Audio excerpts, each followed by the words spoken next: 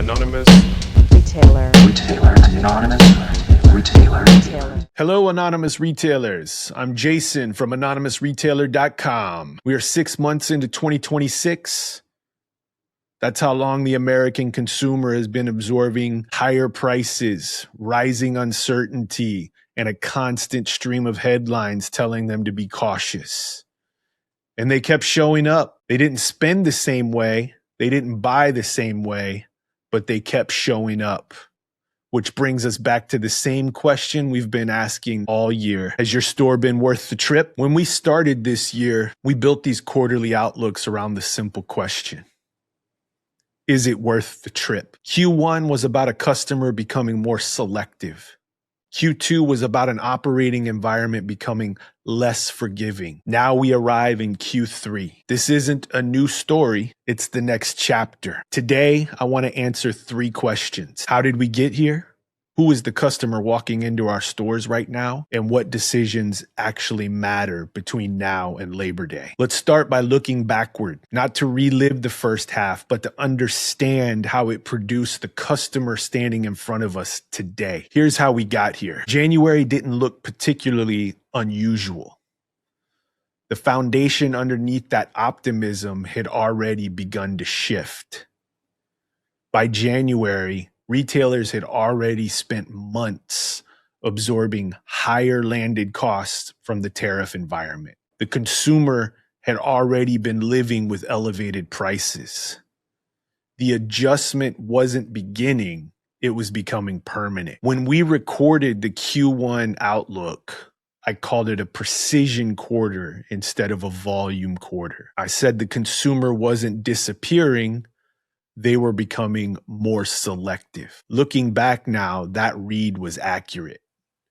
But what I underestimated was how fast the behavioral shift had already taken hold. The consumer stopped making automatic decisions. Every purchase became deliberate. Every trip required justification. Every discretionary dollar started competing against something else. That's a behavioral change.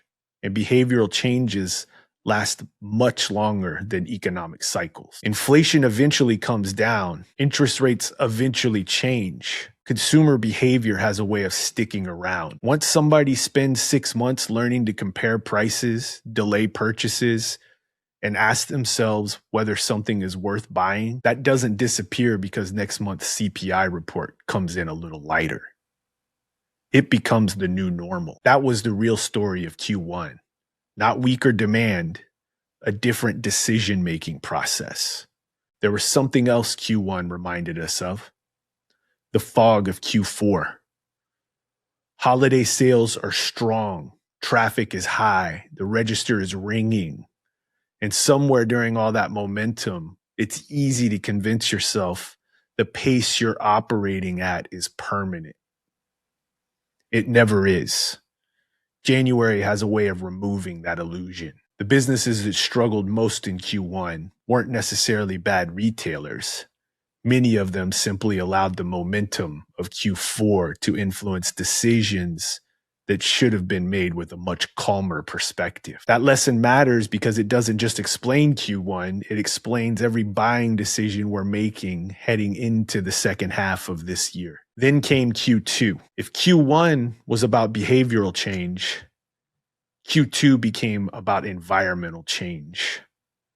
Not because one event happened, because several happened almost simultaneously. The geopolitical conflict in the Middle East reshaped energy markets almost overnight. Oil prices moved.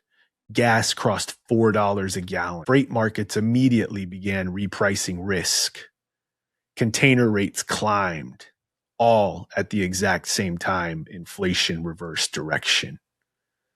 5 consecutive months of acceleration. Retailers absorbed pressure from multiple directions at once. Higher landed costs, higher transportation costs, a consumer whose purchasing power was becoming increasingly constrained. Individually, none of those variables are unfamiliar. Specialty retailers have lived through inflation. We've lived through freight spikes. We've lived through tariffs. What made the first half of 2026 different wasn't one variable. It was the accumulation. pressure layered on top of pressure.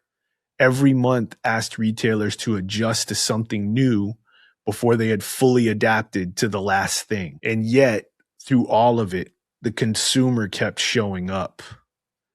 That may be the most important observation from the first 6 months of the year. Not because the consumer ignored the environment. They didn't. They absolutely changed, but they never stopped participating. The customer didn't quit. They recalibrated. And that's a much harder customer to serve. They're informed before they arrive. They've already compared alternatives. They already have an idea of what something costs. They're making fewer purchases, but when they decide to make one, they're serious. Let's take a look at how the pressure is stacked. One of the mistakes we make in retail is looking at costs one at a time. Freight goes up, tariffs change, inflation accelerates, energy spikes. We tend to analyze each one independently. The problem is your P&L doesn't experience them independently. It absorbs them all at once. And that's exactly what happened in the first half of 2026.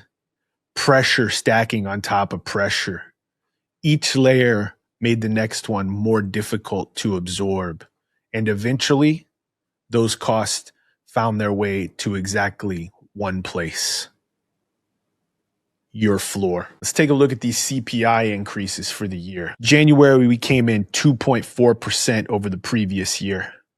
February reported a gain of 2.8. February is also when the war in the Strait of Hormuz broke out. March came in at 3.3, April at 3.8, and May topping out at 4.2. That's a 4.2% increase in inflation over the same month last year. 5 consecutive months, one direction. That's how inflation changes behavior. Not all at once, incrementally. One grocery trip, one gas fill up, one utility bill. Eventually, the consumer doesn't need a headline to tell them prices are higher. They're living it.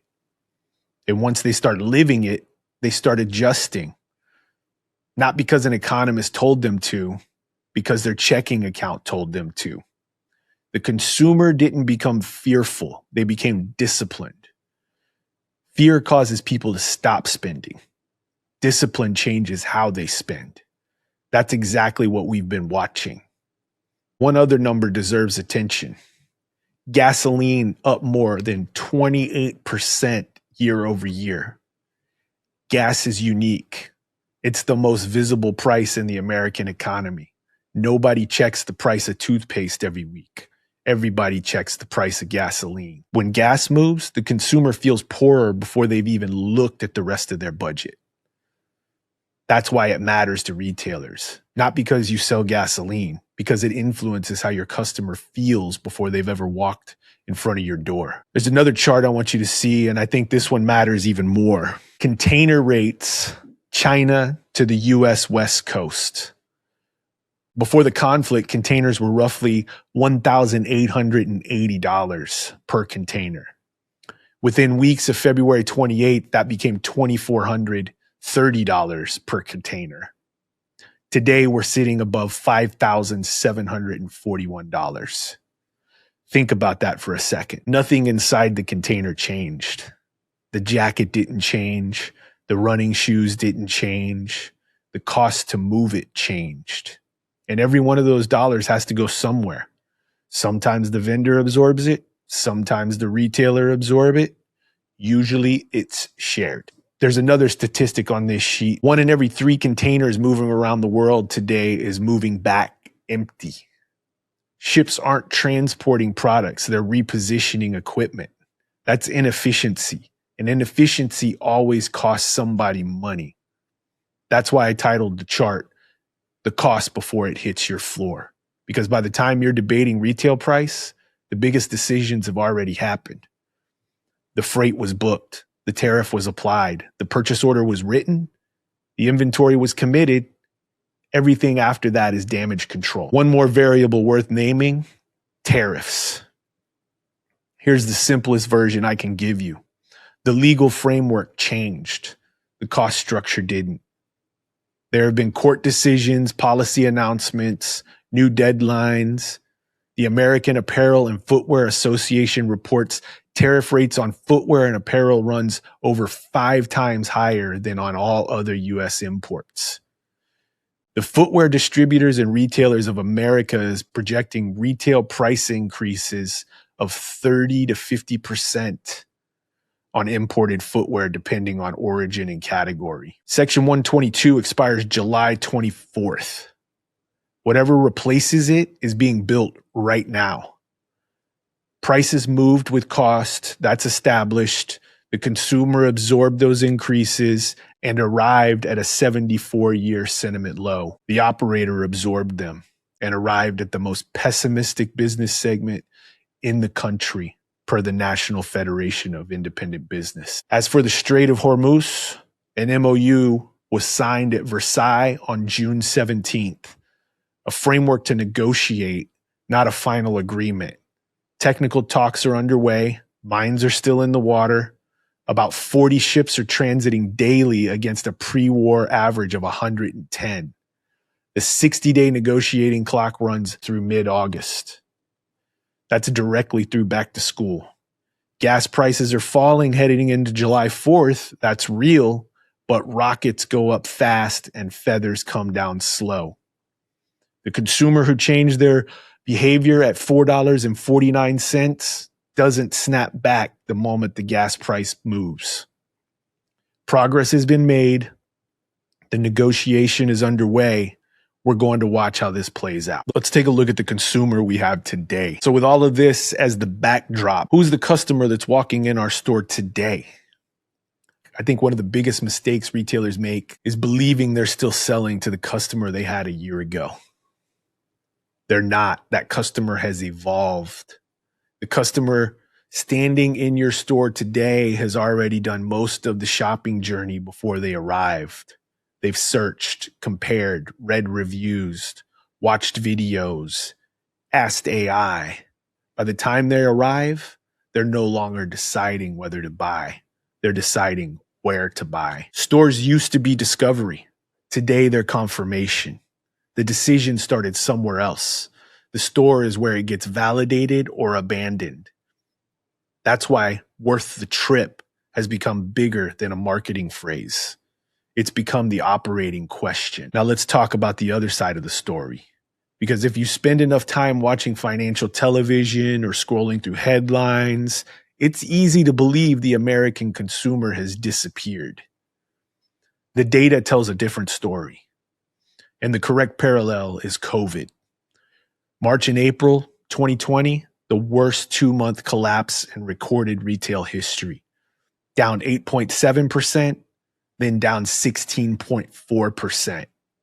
And then the consumer came back harder than anyone projected. Not because the environment got easy, because the American consumer is built differently. Consumerism is a structural sport in the United States. It's roughly 70% of GDP. That doesn't change. 6 months into 2026, that same consumer has absorbed a war, $4.49 gas, a 74-year sentiment low, 5 months of accelerating inflation, negative real wages, and a freight market shock embedded in every PO placed this year. And the real volume is roughly flat. They didn't collapse. They recalibrated and kept moving. The Michigan consumer sentiment hit 44.8 in May, the lowest reading in 74 years. June came back to 49.5, still the second lowest reading in survey history, still 13% below pre-war levels. Over half of consumers are still citing high prices as the top pressure on their personal finances. The consumer isn't back, they're off the floor. That's a meaningful distinction. Higher thresholds reward better retailers. Weak operators compete on price. Strong operators compete on confidence, experience, knowledge, trust. Those things become more valuable, not less, during difficult environments. Demand didn't disappear. The threshold moved. Here's the retail therapy. The customer who walked into your store this quarter already made one important decision. They decided you were worth visiting.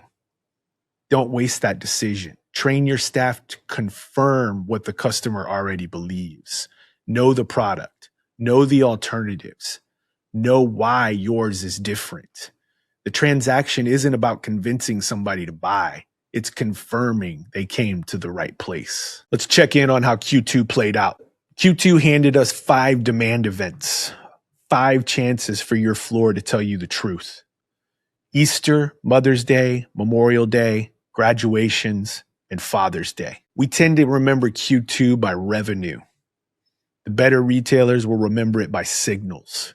Easter asked whether your spring transition happened because the calendar said it should, or because your customer was already telling you they were ready. Those aren't the same thing. Mother's Day tested gift merchandising and emotion. Did customers trade up? Did they add accessories? Or did they grab one item and go straight to the register? That tells you how much confidence they have in discretionary spending. Memorial Day told you where summer demand actually lives. Not where buyers hoped it would. Not where the vendor told you it would. Where customers actually spent money. The cash register has no emotions. It simply reports. Graduations quietly tested the middle of the market. Gift purchases, budget-conscious purchases on one of the best reads we had all year on the deliberate consumer. Did they still buy, or were they simply more intentional around price points? Father's Day answered one question: can we close? When someone walked in knowing exactly what they wanted, did your floor make that purchase easier or harder? Managed with precision, those 5 events built momentum. Managed with optimism, they built summer overhang. How did you come out? Here's the retail therapy. Don't remember Q2 by holidays. Remember it by signals. Pull the velocity data from every one of those demand events, not the revenue number, the unit velocity by category. The categories that accelerated, the categories that stalled, your floor already gave you the answers. The operators who study their signals enter the holiday season with confidence. The operators who remember only the revenue will spend the next 3 months guessing. The operators who are listening enter Q3 clean. Confirmed velocity, right inventory position, clear picture of where to put the dollars. The operators who are optimistic enter Q3 carrying spring goods they need to move, margin to recover, and a back-to-school buy already compromised what didn't sell by June. We now know 3 things. We know how we got here. We understand the pressure the first half created, and we understand the customer standing in our store today. Now comes the part that actually matters. Q3 isn't asking retailers to predict the economy. It's asking us to make better decisions than our competitors. And I think there are 4 decisions that will determine who enters holiday with momentum and who spends October trying to recover from July. Decision 1, what do I do with inventory that didn't sell? The temptation is to wait. Maybe it'll turn. Maybe customers finally notice it. Every week that inventory sits on your floor, it's competing against inventory that's already proven it deserves your investment. More importantly, it's tying up cash that should be buying products your customer has already voted for. The markdown isn't the mistake. The buy was.